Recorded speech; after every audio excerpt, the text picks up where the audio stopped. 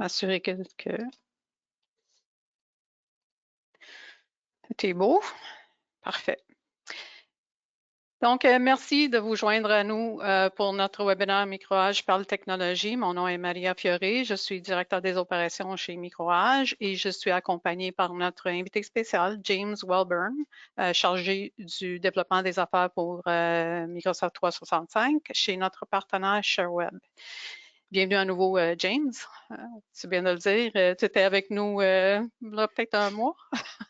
Effectivement, puis je tiens très proche à tous nos collègues chez Microage, qu'on se parle assez régulièrement, donc de le faire dans un grand format comme ça, c'est un peu pas nouveau, mais plus intéressant, là, c'est le fun. Puis, ouais, une fois encore, très, très fier, puis très content d'être ici. Merci. Donc, on parlait justement de notre webinaire précédent au mois de mars et nous avons passé en revue certaines des mises à jour de Microsoft 365 Copilot. Aujourd'hui, on va se concentrer sur les meilleures pratiques pour un déploiement de Copilot réussi. Avant de débuter, quelques petites notes. Tous les participants sont en mode silence pour réduire le bruit de fond, comme vous le savez déjà. Nous vous encourageons à poser vos questions tout au long de la présentation en utilisant l'onglet questions de l'outil webinaire. Le webinaire est enregistré et un lien vers l'enregistrement vous sera envoyé un peu plus tard aujourd'hui. Dans le même courriel, vous recevrez également un lien pour télécharger le livre électronique que nous mettons à votre disposition. Nous vous encourageons à profiter de ces ressources et à partager les liens avec les collègues qui pourraient bénéficier des informations présentées aujourd'hui. Dernièrement, à la fin du webinaire, vous recevrez un court sondage de 3 questions pour recueillir vos commentaires. Veuillez prendre un moment pour partager vos impressions avec nous afin que nous puissions améliorer les futurs webinaires. Donc, avant de passer la parole à James, je prends un instant pour vous donner un aperçu de Microage pour ceux qui ne nous connaissent pas. Donc, Microage est un fournisseur de services technologiques avec 40 succursales à travers le pays. Nous fournissons des services et des solutions informatiques à nos clients depuis plus de 40 ans. Nous croyons fermement qu'il est important d'être un partenaire pour nos clients. Pour ce faire, notre approche consiste à comprendre votre organisation, qui inclut comprendre vos opérations, vos clients, votre personnel, vos objectifs, vos défis, vos opportunités. Et tout ça nous permet de recommander et de fournir les services et les solutions informatiques qui vous conviennent. Voilà en quelques mots qui nous sommes et la manière dont nous travaillons avec nos clients. Donc, avec ça, James, je passe la parole à toi. Merci encore. Puis juste pour revenir sur tout ça, en fait, c'est une des raisons que nous, on a aussi une partenariat aussi développé depuis des années. Puis comme j'ai dit auparavant, là, je fais affaire avec la plupart des succursales au Canada. Puis c'est quand même des gens qui ont du cœur, si je pourrais le dire comme ça. Là. On fait affaire avec plusieurs revendeurs partout en Amérique du Nord. Puis je pourrais vous dire que vous êtes assurément parmi mes favoris. Pas juste parce que je suis là actuellement avec vous, mais vraiment, honnêtement, la passion, ça se voit puis ça se démontre. Puis on le voit dans vos relations avec vos clients. Donc, félicitations. Merci, James, c'est gentil. Deux là, puis une fois encore, je pourrais prendre ou pour développer, on dirait par rapport au dernier webinaire qu'on avait fait ensemble. Là, on irait plus dans le déploiement de l'outil qui s'appelle Copilot.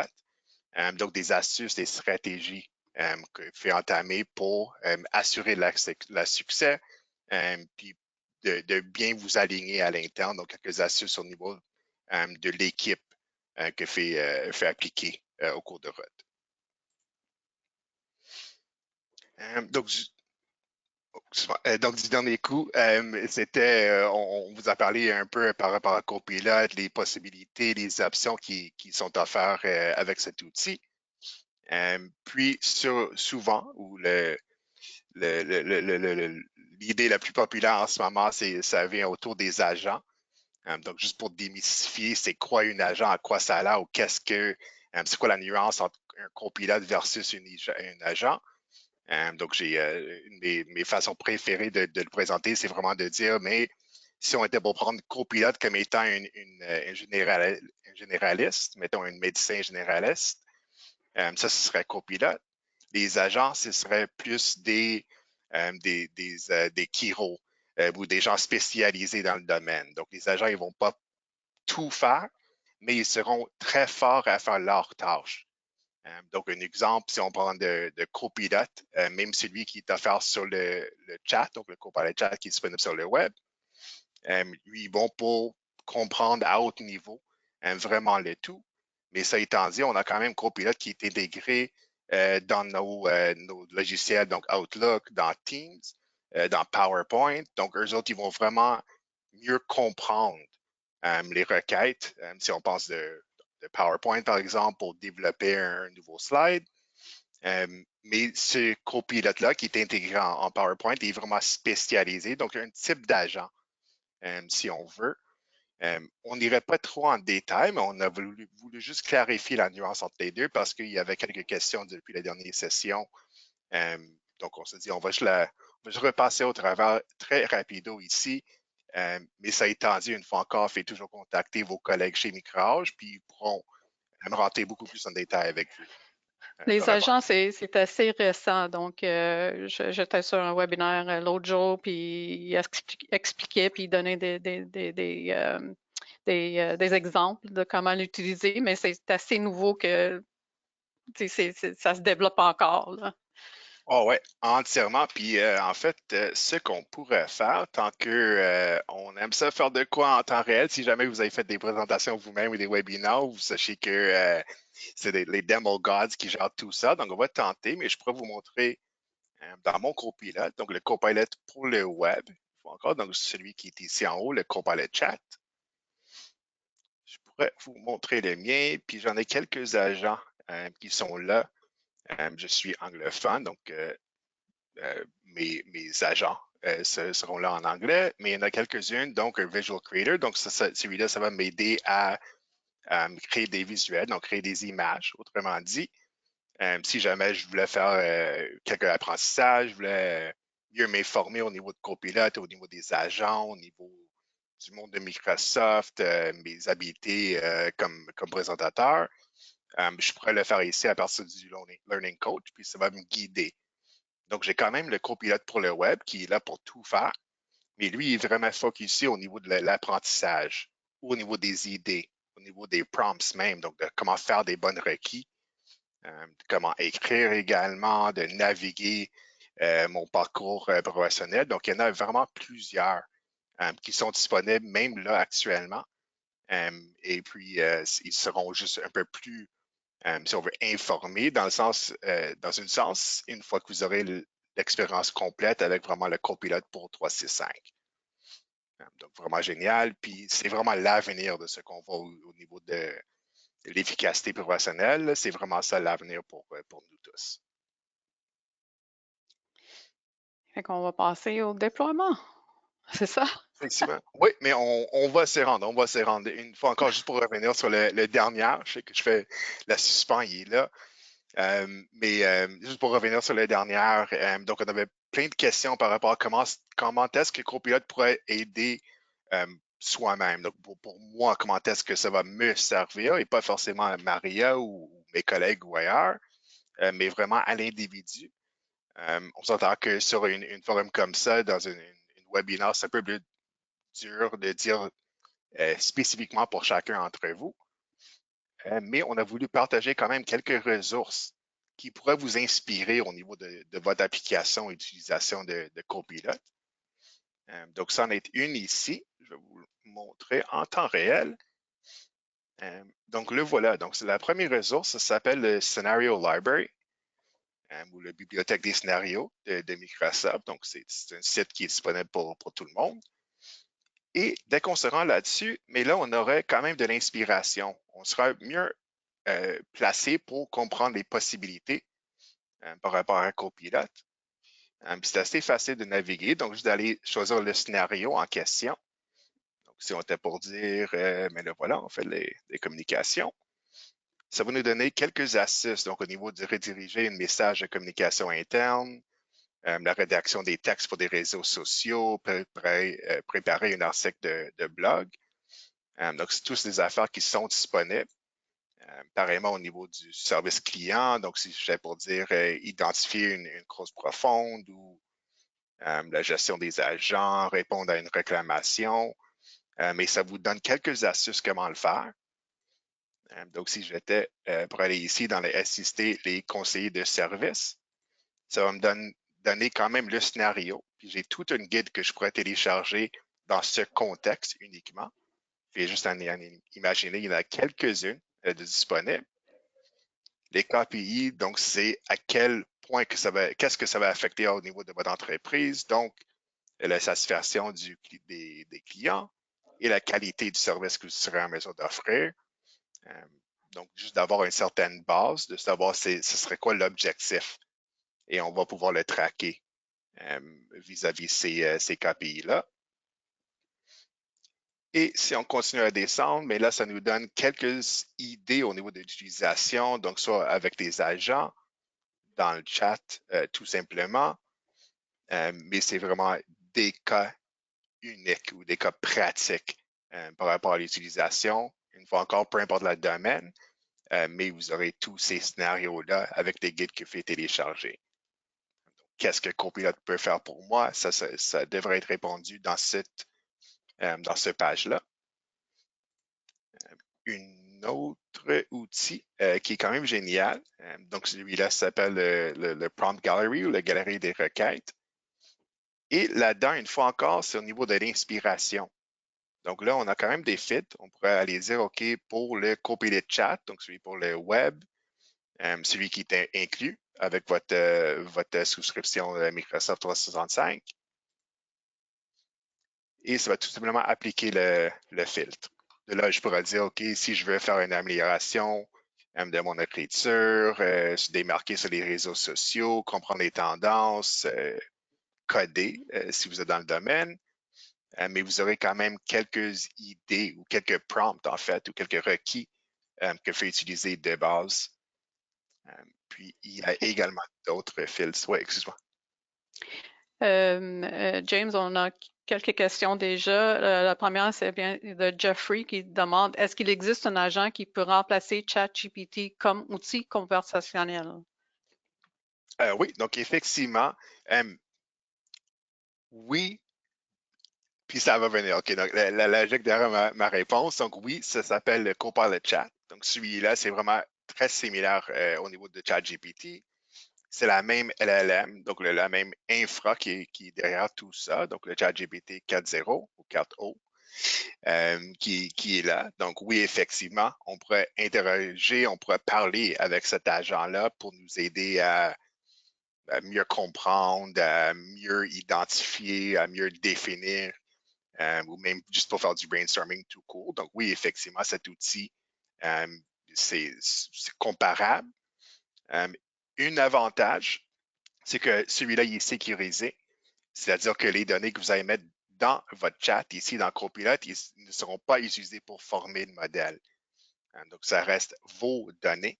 Donc, fait avec une sécurisation compris, fait mettre vos documents dedans, puis de demander à Copilot de vous aider à le rediriger, de faire la translation ou quoi que ce soit.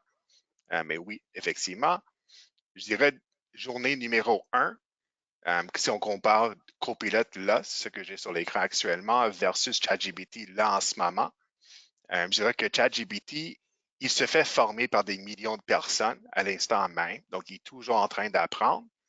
Le Copilot également, lui, est à peu près une 24 heures derrière ceux du ChatGPT, donc pas forcément loin derrière. L'avantage avec ça, c'est que Copilot va mieux vous comprendre. Donc, c'est vraiment votre chat qui est dédié à vous. Ça va vraiment connaître vos habitudes, votre façon de parler, si vous utilisez du jargon. Ce Copilot-là va vous comprendre au fur et à mesure. Donc, je dirais, dès journée 1, ChatGPT, il va avoir l'air d'être plus complète ou plus efficace.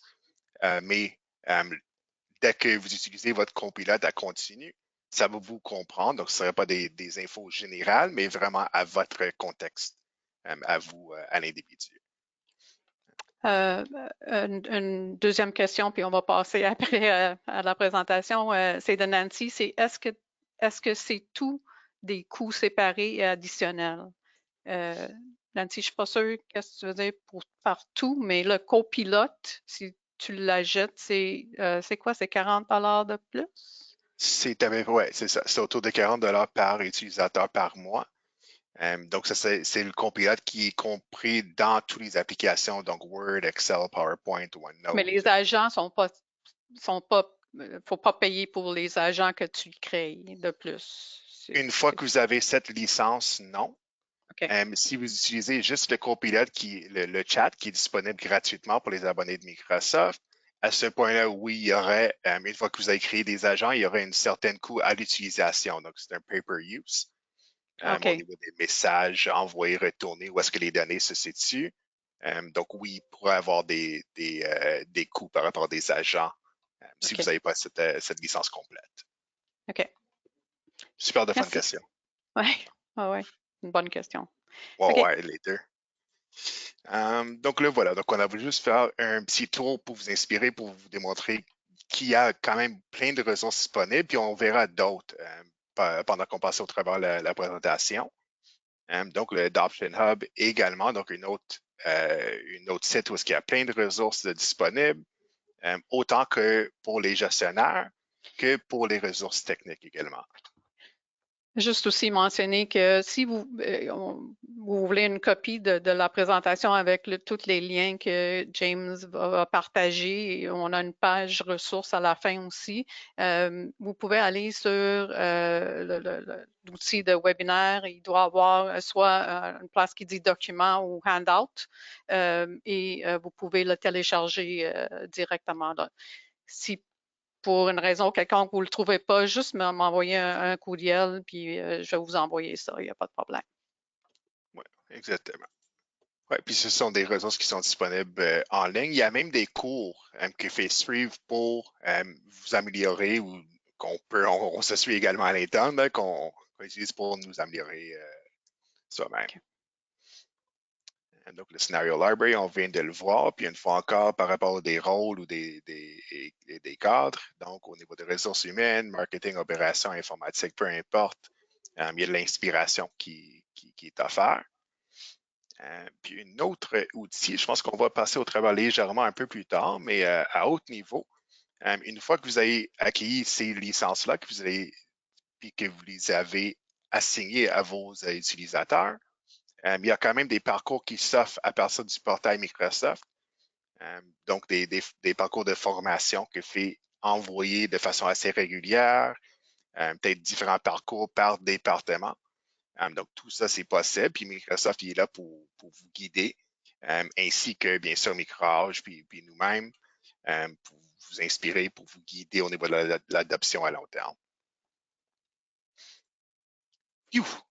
Donc là, on part le webinaire pour de vrai cette fois-ci.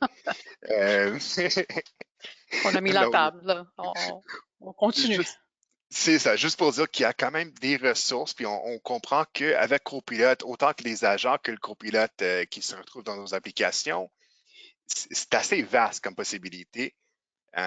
Donc, les ressources sont primordiales, puis l'équipe de support, de soutien, comme Microage, puis nous autres, on dirait que c'est quand même super, super important. Mais ça reste que quand vous allez viser un déploiement à long terme à l'interne, plutôt pour votre organisation, il y a 3 critères qu'on va viser au niveau des genres de must-have par rapport à tout ça. Donc, c'est sûr qu'au niveau des gestionnaires, au niveau du leadership, ça prend un certain engagement.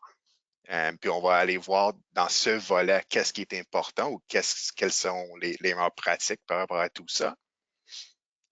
Une fois qu'on a pris la décision que oui, on avance avec Copilote, mais comment est-ce qu'on va amener nos collègues ou effectivement nos collègues avec nous, donc quand on va dans l'adoption humaine. Et au niveau de la préparation technique, là, ça paraît comme quoi que c'est la dernière dans l'évolution ici. mais très honnêtement, on dirait on devrait partir par ici. Entre le leadership puis la préparation technique, c'est par là où est-ce que ça débute. Puis c'est sûr qu'une fois qu'on commence le déroulement actuel, mais là, l'adoption humaine serait très important.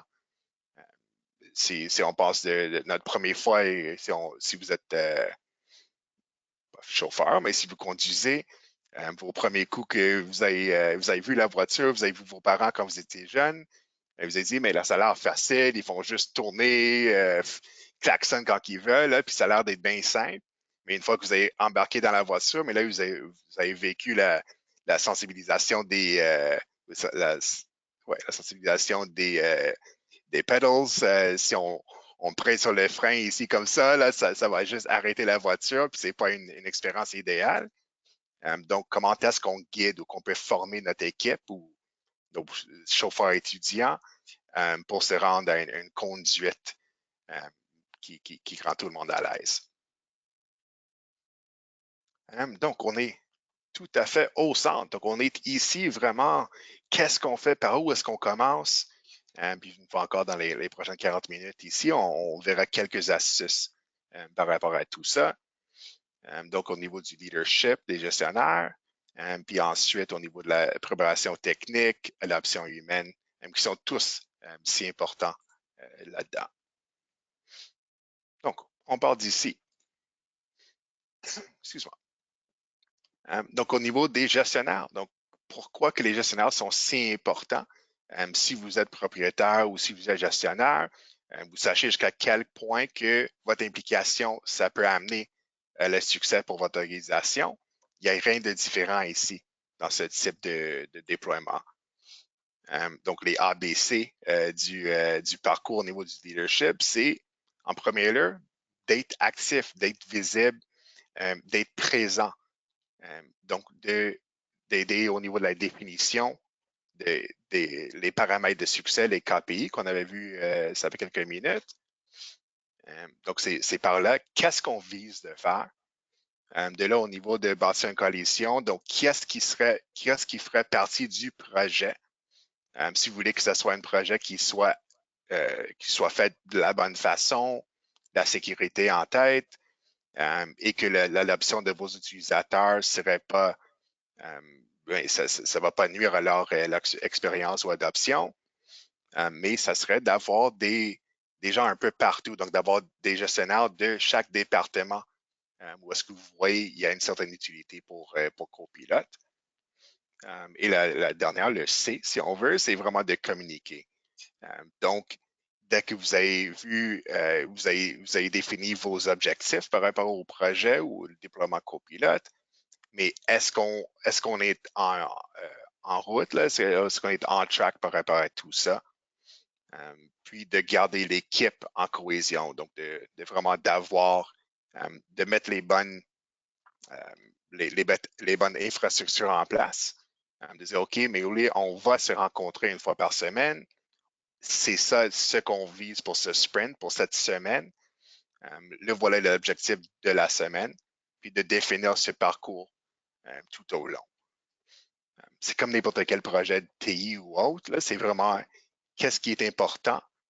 Est-ce qu'on les implique? Est-ce qu'on communique avec eux de façon régulière? Est-ce qu'on prend le feedback puis qu'on s'ajuste? Mais c'est très similaire aux autres projets que vous avez sûrement roulé vous-même. Donc, c'est ça, là, les bonnes équipes. Et un point qui est peut-être pas, on va le revisiter un peu plus tard, mais de promouvoir le programme d'habilitation, excuse-moi, d'adoption.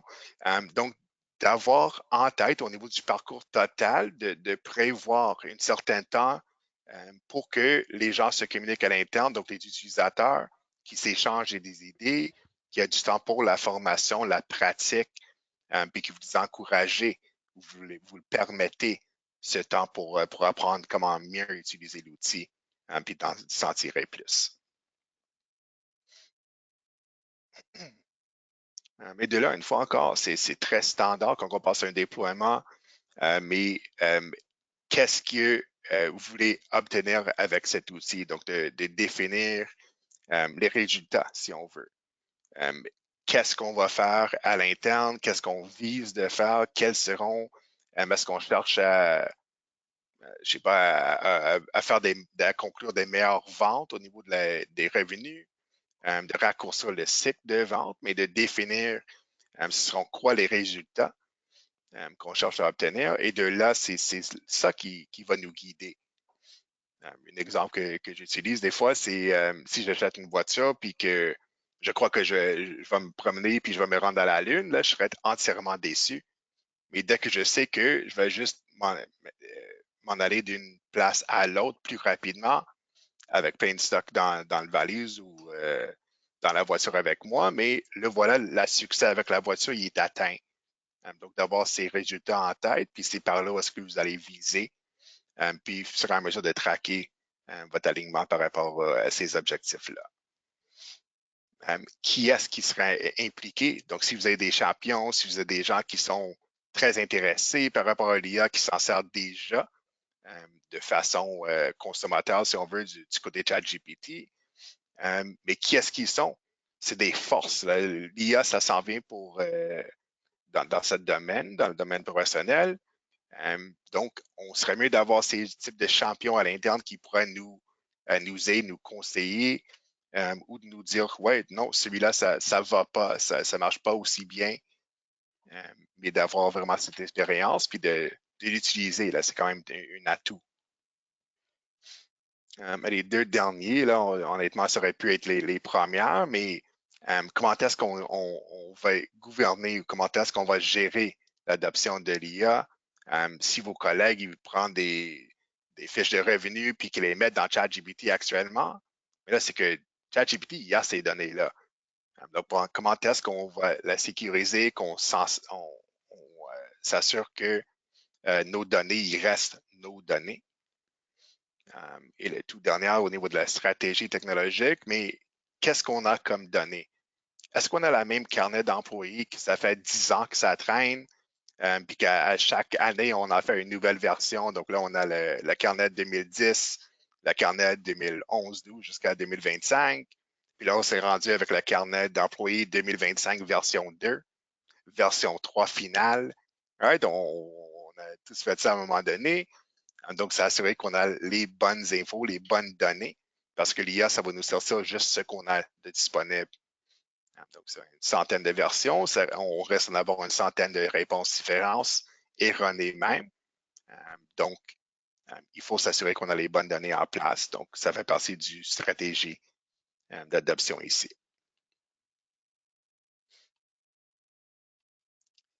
Nice.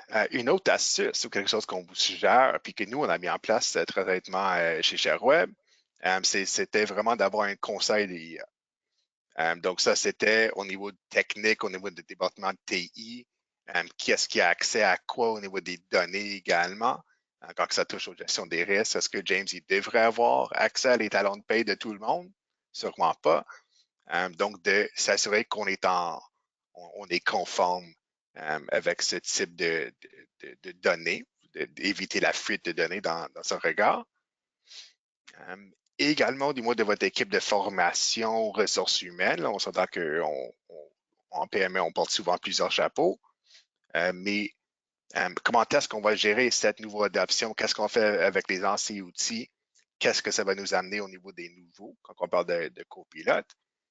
Puis qu'est-ce qui sera le succès au niveau de l'individu également?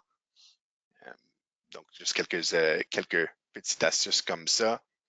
Mais c'est sûr, au niveau de la commanditaire exécutif, c'est vraiment d'avoir le buy-in de l'équipe de gestionnaire de leadership, l'équipe de TI, bien sûr, puis assurément cette équipe-là, et de là, par département ou par fonction, qui est-ce qui serait impliqué.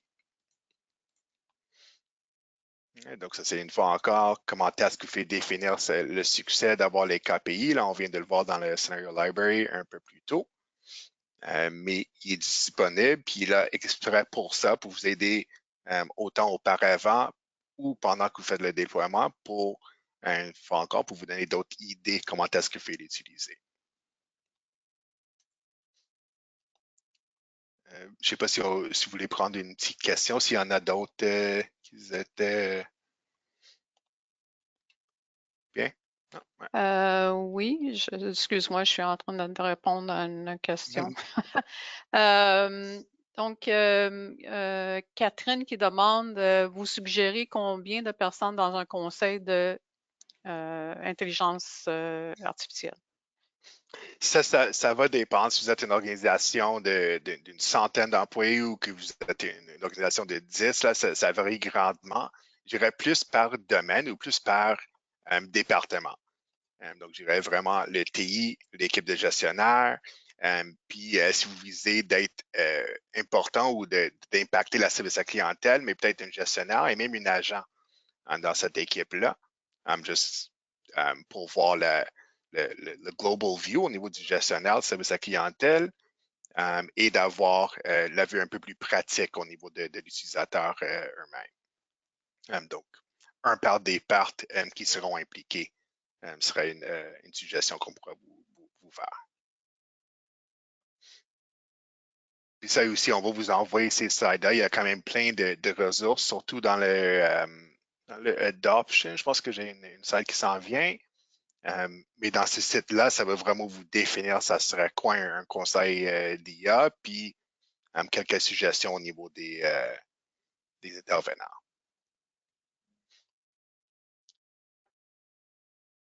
Excuse-moi, j'avais une autre question de Cynthia qui demande pour la stratégie technologique, est-ce qu'il y a un logiciel Microsoft Copilot qui s'apparente à une base de données comme Access auparavant ou pour nous aider à le bâtir?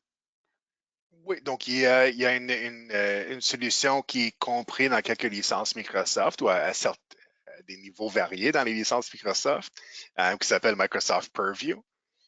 Donc là, avec ça, vous serez en mesure de définir, mais d'identifier les données que vous avez, puis de mettre en place une stratégie de gestion par rapport à toutes les données disponibles. OK, Ça, il on y a va prendre. également. Excuse-moi, vas-y. Ouais, excuse-moi, je vais vous dire, il y a également un autre outil qui se retrouve dans la admin de Microsoft qui s'appelle le Secure Score. Puis ça aussi, ça va vous dire, OK, mais là, vous avez de la place pour améliorer au niveau de la gestion ou la sécurisation des identités ou des appareils ou autres, des logiciels même. Donc, oui, il y a tous ces outils qui sont assurément disponibles.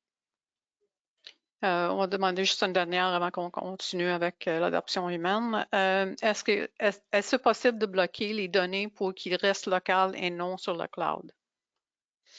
Oui, oui, entièrement. Donc, si les données sont locales sur votre ordi, peut-être juste de ne pas les mettre en SharePoint ou en OneDrive, ce qui, honnêtement, il y a tellement une utilité d'avoir le stock dans le cloud. Donc, oui, ça se fait. Je dirais de l'autre sens, c'est plus de le mettre dans le cloud, mais fait davantage sécuriser ces données-là. Donc, il faut utiliser des étiquettes, puis de dire, OK, mais ces données-là sont sensibles ou ils sont extrêmement sensibles. Puis là, il faut dire, OK, mais juste Maria aura accès aux données sensibles et des données extrêmement sensibles, mais là, ce serait juste pour James dans cet exemple. Donc, oui, il y a plusieurs façons de gérer ces données-là entièrement. Puis nos collègues chez Microsoft, je sais qu'ils sont entièrement à l'aise avec tout ça. Au pire des cas, on est là, puis on les appuie, mais assurément disponible. Il y a même une option dans l'environnement de Microsoft, une fois que vous avez vos licences copilotes, où est-ce que, à place de dire, mais mon copilote, il aurait accès à tout ce que moi j'ai accès. Donc, de base, je pourrais partir là. Le copilote à James a juste les mêmes accès que James. Il n'y aurait pas plus, il ne pourrait pas tout voir dans mon organisation, mais vraiment juste qu'est-ce que moi j'ai accès. Davantage, ce qu'on pourrait faire, ce serait une fonctionnalité qui s'appelle Restricted SharePoint Search. Puis de là, de dire à la place de donner à mon copilote tout ce que j'ai accès, mais là, on va mettre toutes les données que j'aurais besoin dans une seule site SharePoint. Puis là, on pourrait dire à mon copilote, vous avez droit à aller juste envers ce site-là. Donc, on pourrait exclure le tout, puis d'embarquer juste ceux qui ont été triés puis validés. Donc, il y a plusieurs façons d'accomplir tout ça. On va continuer, James. Parfait. Ouais, non, c'est super, super le fun. Puis c'est des questions qu'on voit assez souvent. Très honnêtement, j'étais à Vancouver la semaine dernière. On a fait une présentation, une formation, c'était un jour, envers les revendeurs de TI au Canada. Et c'était la même question. Donc, vous êtes vraiment sur la bonne voie, la bonne méthode de pensée. Puis c'est des questions qu'on se pose dans l'industrie à tous, mais il y a également euh, autant des ressources que les possibilités de gérer tous ces risques-là, parce qu'en fait, c'est quand même une certaine risque. Mais une fois que c'est géré, qu'on a une pratique, qu'on sait comment on va le faire, ouais, il y a des outils pour nous s'assurer que tout est fait de la bonne façon.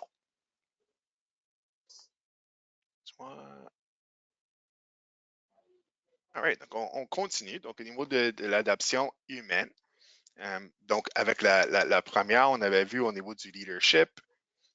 Ici, donc, c'est de définir la route. Donc, où est-ce qu'on va, on s'en va avec le IA?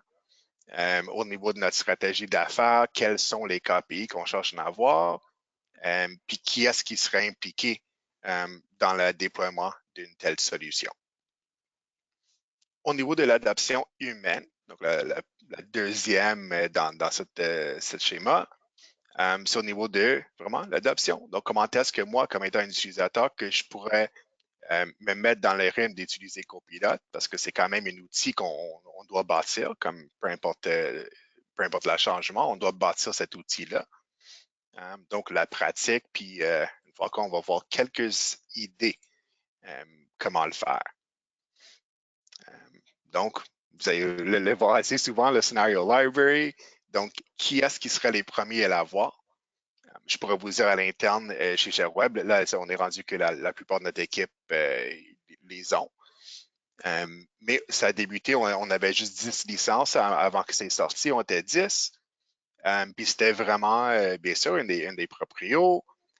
Puis de là, c'était les gestionnaires des équipes. Donc, même pas les VP, les dirigeants, admettons, au niveau des ventes, mais vraiment plus vers le ground level. Donc, moi, j'étais parti d'être là. Puis on s'est dit, OK, mais là, on va le donner une à marketing ou une aux ventes, une aux développeurs, une au support, puis on a dispersé les licences un peu partout. Puis une fois aux 2 semaines, on s'est rencontrés tous ensemble, puis on s'est dit, mais moi, je m'en sors de telle façon. Tout le monde entre nous, on prenait des notes avec Copilot, bien sûr. Puis on les avait pris en note. Puis au fur et à mesure, chacun notre utilisation de Copilot s'est augmenté parce que j'ai appris des autres équipes. Donc, d'une volette, c'était génial. De l'autre, c'était que là, j'avais une définition au niveau des ventes. Quels seront les gains qu'on aurait pu avoir avec Copilot une fois qu'on était pour le déployer à notre équipe en général? Mais le voilà, donc c'était au niveau de traiter des courriels. Avant, je traitais les courriels, mettons, pendant 2 heures par jour. Là, c'est rendu à 1 heure. Donc, déjà, j'avais 60 minutes de gain au niveau d'efficacité, au niveau de la politesse dans les répliques, d'utiliser les bonnes verbes et tout. Donc, tout ça, c'était amélioré. Donc, l'expérience client, en gros, c'était une des KPI du côté des ventes. Puis, tranquillement, on l'a passé aux représentants de vente, puis ensuite au niveau des ventes internes, puis là, des sales operations, donc les opérations de vente également, il y en a quelques-unes qui l'ont. Donc, on était en mesure de vraiment identifier ce serait quoi les gains, est-ce que ça vaut la peine, bref, est-ce que ça vaut l'investissement? Puis la réponse, dans la plupart des cas, c'était entièrement oui. Donc, une fois encore, donc juste de soyez prêts d'avoir les utilités en tête, puis d'y aller les tester avec quelques-unes, et de là, la partager de plus en plus dans les équipes. Au niveau de l'embarquement, une fois encore, quand j'ai eu la licence Copilot, je dis OK, mais j'ai vu toutes les vidéos de Microsoft, puis ils étaient tous wow. Puis là, j'étais dans l'application, puis moi-même, j'ai dit, mais là, les vidéos, c'était tout un truc de marketing qu'ils ont fait parce que j'arrive pas à me rendre à tous ces aspects-là. Puis pas que j'étais découragé, mais je dis, mais c'est peut-être plus ou moins utile. Puis au fur et à mesure qu'on a partagé nos idées, notre façon de faire, ou nos prompts, nos requis qu'on s'en sert à chacun. Mais là, j'ai pu comme prendre un prompt de mon collègue Alex comme exemple, ou de Sam, ou d'autres collègues, tranquillement. Puis là, j'ai bâti une liste que je garde en tête, que des choses que je peux faire avec Copilot. Donc, tout ça pour dire au début, c'est normal que c'est pas du wow la journée 1. Il faut apprendre comment engager avec le IA là-dedans, mais de partager ses idées, d'avoir quelque part de partir. Donc, quelques inspirations dans la galerie des requêtes. C'est tout un outil qui nous a servi très bien à l'interne.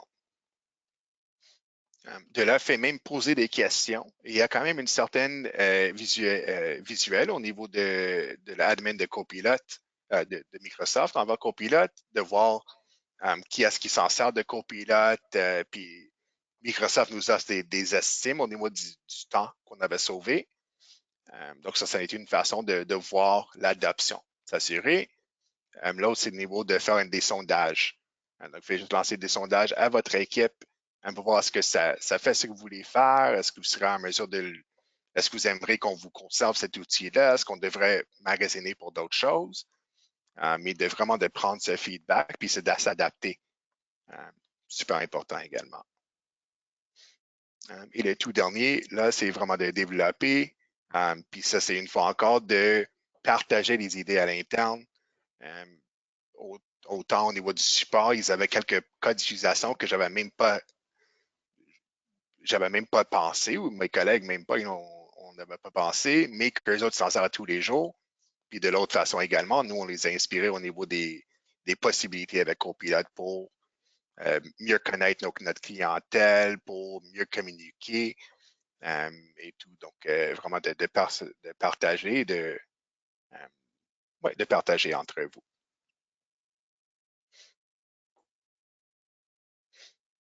Et ça revient à ce qu'on disait un peu plus tôt, mais au niveau des compétences départementales. Donc, vraiment, au département, quelles seront les fonctionnalités qu'on va pouvoir utiliser avec Copilot, puis qu'est-ce que ça donne, qui est super important.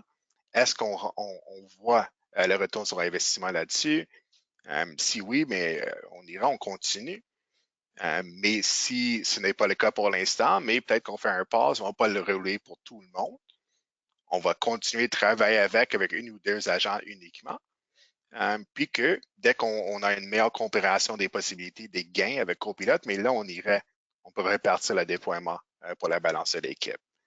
Donc, vraiment de définir, de le tester et de partager, de continuer cet apprentissage-là parce que honnêtement, c'est de la pratique. Il faut le faire à tous les jours pour vous améliorer, même si c'était un petit 10 minutes, là, de demander de bâtir des recettes ou de mieux comprendre un courriel, mais de commencer de pratiquer avec parce que, comme mon exemple de la voiture plutôt, même le premier coup que vous avez parti de conduire vous-même, là, c'était sûrement un peu jumpy, hein, mais après un peu de pratique, là, on le fait plus tranquillement, puis là, le ride est beaucoup plus smooth à ce point-là. Right. Et le voilà. Donc, il y a certains autres outils au niveau de Copilot que fait utiliser. Donc, il y a des communications que fait envoyer à vos utilisateurs à l'interne. Donc, Microsoft vous a bâti toute une parcours. Puis ça pourrait être envoyé de façon automatique à tous les semaines, quelques astuces dans telle application. Mais ça se fait, puis il est offert. Il y a également des communautés publiques, donc a.k.a. dans le MS.Copilot Communities, où est-ce que fait apprendre des autres également, puis de discuter avec d'autres utilisateurs copilotes mondiaux.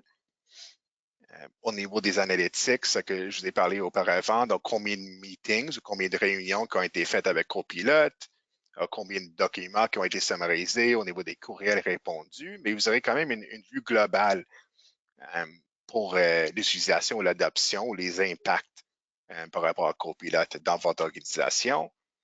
Un tout petit note là-dessus, ça vous prend au moins 10 licences Copilot pour avoir cette dashboard-là, juste pour conserver l'anonymité des utilisateurs.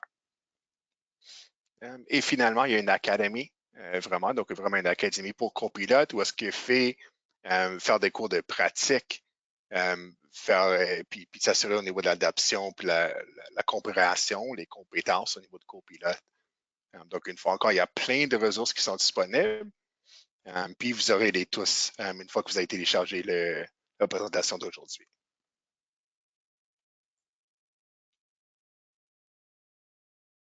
Excuse-moi. Et le dernier est sûrement pas le moindre. Donc, c'est juste la façon que les slides ont été bâtis que ça se retrouve au troisième ici, mais je pourrais vous dire qu'au niveau de la préparation technique, puis on avait vu avec les questions qu'on a reçues, ça avait une couple de minutes, c'est quand même génial de commencer à quelque part, c'est sécuriser les données, puis le voilà quelques raisons et quelques outils que vous pouvez utiliser pour vous rendre. Donc, la première, ça s'appelle Microsoft Entra ID. Donc, c'est la gestion des identités qui se retrouve à être disponible dans l'environnement de Microsoft.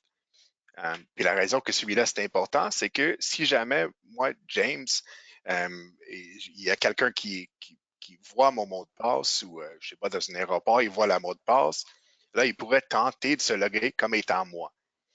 Donc, ça, au niveau de la prévention de ce type de fraude, ce serait d'avoir une authentification de facteurs multiples. Donc, de dire, OK, mais là, on voit que vous avez le mot de passe, James, merci, mais je vais vous envoyer également un code sur votre application. Comme ça me confirme que vous avez les deux critères requises. Donc, ça pourrait être même si je me trouve je sais pas, en Chine le lendemain ou même là, si je me délog à Québec à 11h48 puis que je me retrouve en Chine à 11h52, ça se peut qu'il y a de quoi qui ne va pas.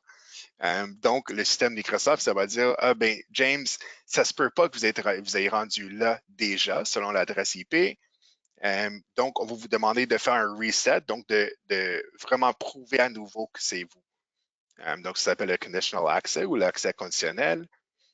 Donc, une des parties de l'environnement sécuritaire de Microsoft ou des outils plutôt qu'on pourrait utiliser pour s'assurer que tout est conforme au niveau de qui est-ce qu'on est.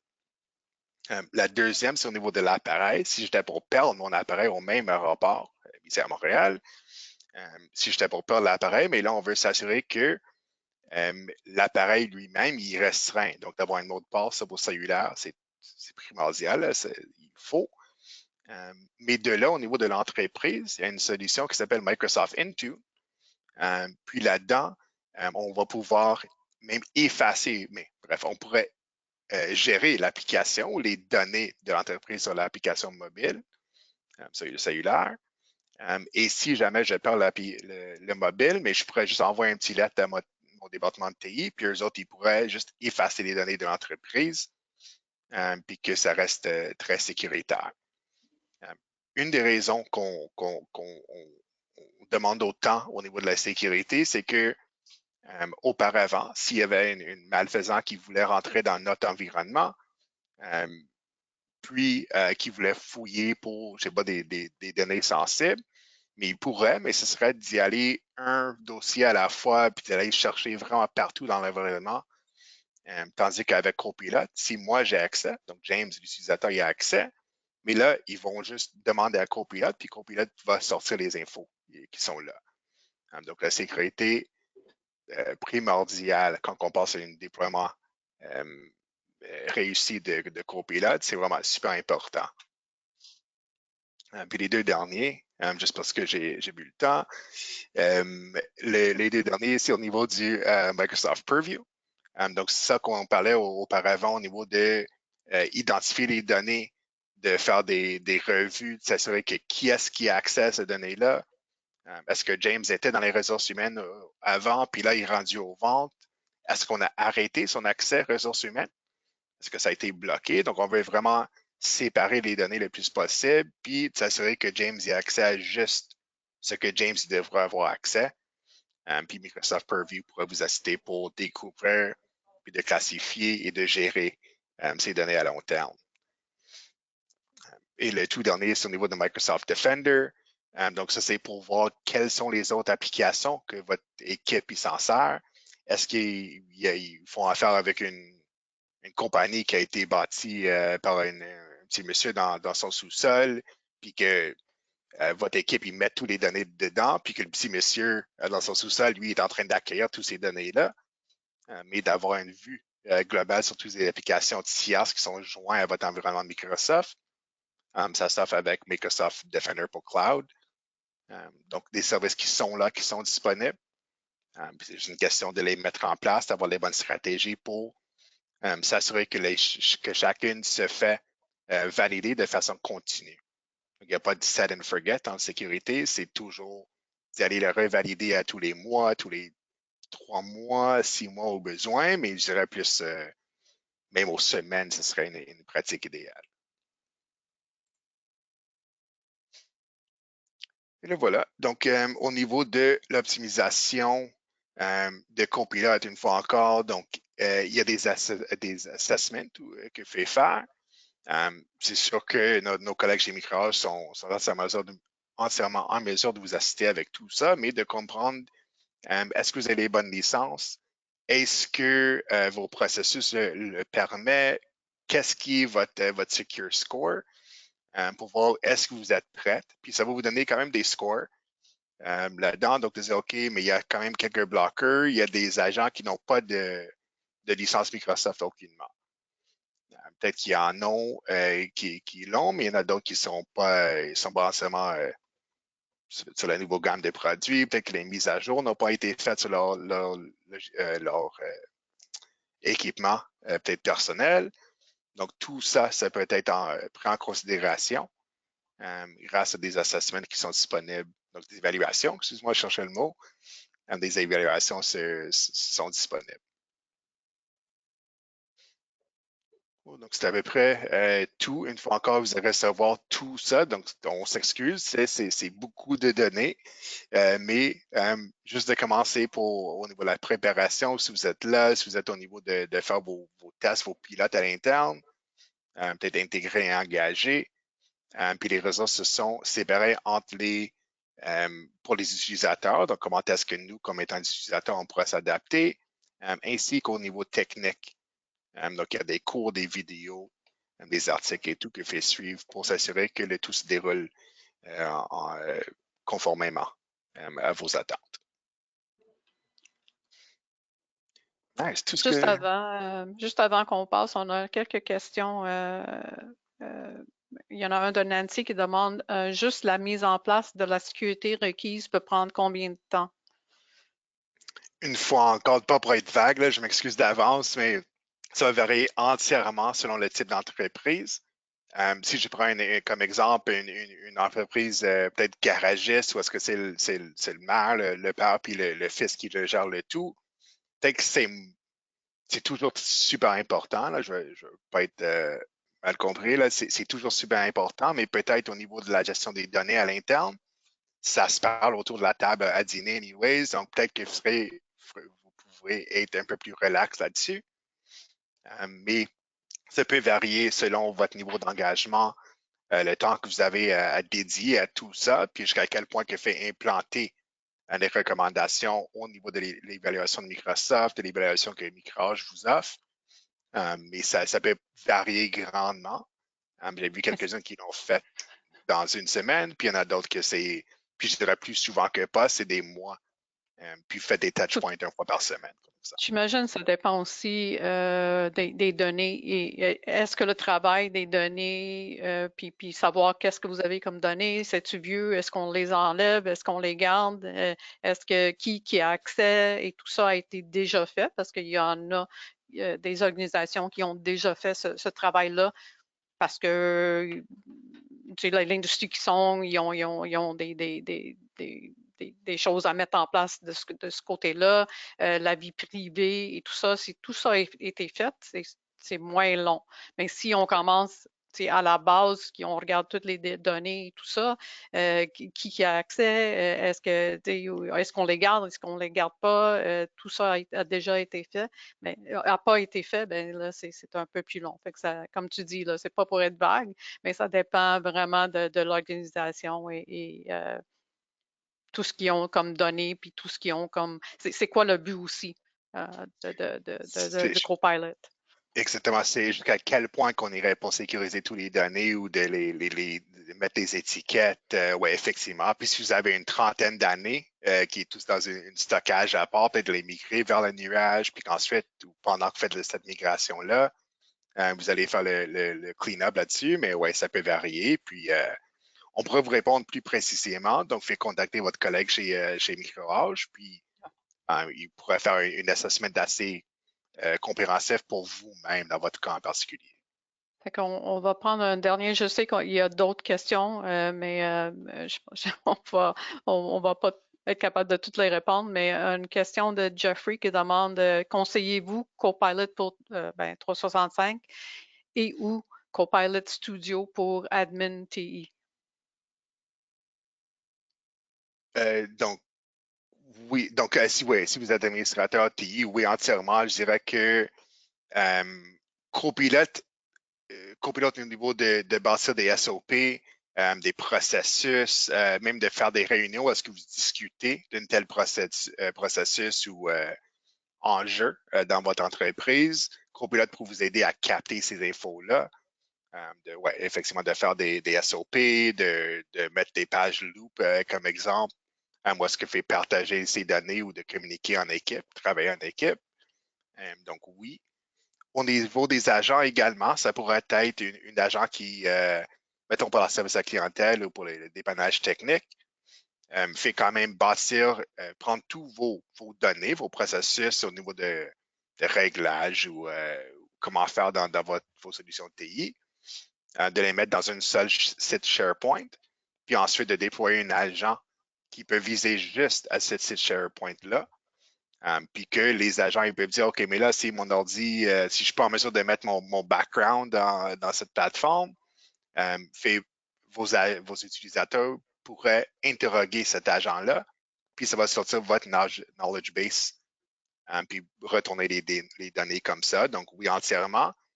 Ça varie selon votre rôle, toujours. Donc, je n'irai pas si loin que de dire que tout le monde, Copilot est un requis pour tout le monde, mais dans la grande majorité des cas, il y a quand même quelques cas très pratiques qui seront that will be worth the return on investment, qui va vous amener à votre retour sur investissement.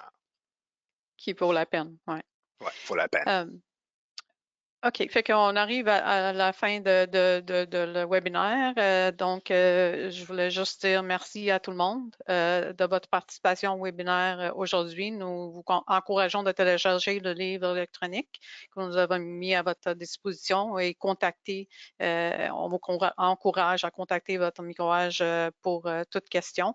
J'ai mis le lien aussi dans le chat, là, si vous voulez télécharger le livre électronique. Ça passe à travers les meilleures pratiques et ça donne peut-être un peu plus d'exemples de qu'est-ce qui, à chaque étape, qu'est-ce qu'il faut faire. Mais c'est un peu le sommaire de qu'est-ce qu'on a parlé aujourd'hui. Notre prochain webinaire est prévu pour le 15 mai et nous allons parler des mesures de cybersécurité proactive et préventative dont les organisations ont besoin dans l'ère justement d'intelligence artificielle et de la numérisation parce que l'intelligence artificielle, il y a aussi les cybercriminels qui aiment ça.